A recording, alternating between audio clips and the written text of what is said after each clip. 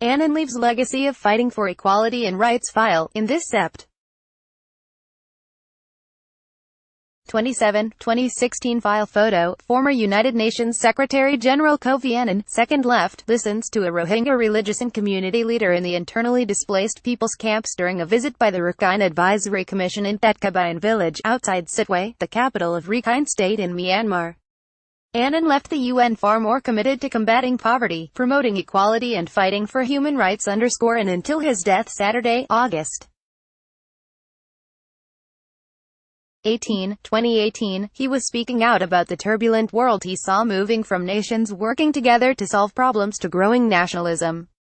AP photo, Esther HTUSAN, United Nations, AP, Kofi Annan left the United Nations far more committed than it had been to combating poverty, promoting equality and fighting for human rights, and until his death Saturday he was speaking out strongly for nations working together to solve problems and worried about the rise of nationalism. As Secretary-General of the United Nations from 1997 to 2006, Annan saw as his greatest achievements the programs and policies he put in place to reduce inequality within and between countries, to combat infectious diseases and to promote human rights and protect civilians from war crimes including genocide. He launched the UN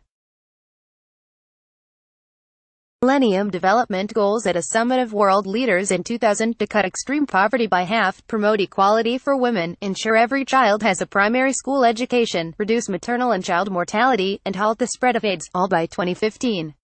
Those goals, only a few of which were fully achieved, were succeeded by an expanded list of UN Sustainable Development Goals for 2030 that adds issues such as climate action, affordable and clean energy, and promoting peace and justice. The updated list is a major focus of the UN's current agenda. As UN peacekeeping chief just before becoming Secretary-General, Annan shared blame for the failure of UN troops he deployed to prevent the genocides in Rwanda in 1994 and in the Bosnian town of Srebrenica in July 1995. When he became UN chief, Annan launched a doctrine of humanitarian intervention to prevent governments and leaders from massacring their own people. At a summit in 2005, over objections from some countries, 191 nations endorsed what has become known as the responsibility to protect civilians and head off the world's worst crimes, from ethnic cleansing to genocide. This doctrine is frequently cited, but to the dismay of UN officials, not often implemented. Annan also saw as a major achievement the expansion of the UN's work into partnerships with businesses, foundations, universities and civil society. This led, for example, to the establishment of the Global Compact in 2001 where Annan asked corporate leaders to publicly commit to 10 principles in the areas of human rights, labor, the environment and anti-corruption. More than 9,000 of the world's leading CEOs have joined the compact, which continues to attract new members, and corporate responsibility has become a key feature of the business world. When Annan handed the reins of the UN to Ban Ki-moon, he said he would keep working on African issues, human rights, global warming and governance issues, and speak out from time to time when necessary. He told one farewell party, "You can take the man out of the UN, but you can't take the UN out of the man." Through his foundation and as a member and head of the Elders, the group of prominent former leaders founded by Nelson Mandela, Annan kept working and speaking out.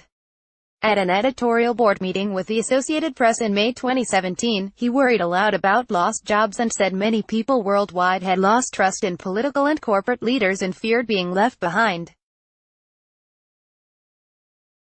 He said it was time for mainstream leaders to explain that innovation and artificial intelligence are taking away jobs and tell those who have lost jobs they are going to be retrained for the new economy that's coming. If we don't encourage leaders, first of all fresh people, to go into politics and we don't encourage the leaders to lead, we will create a situation which is normal, he warned.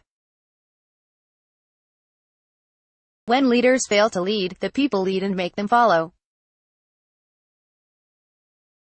But you don't know where they're going to lead you to, and they might even pull you back. He also said U.S.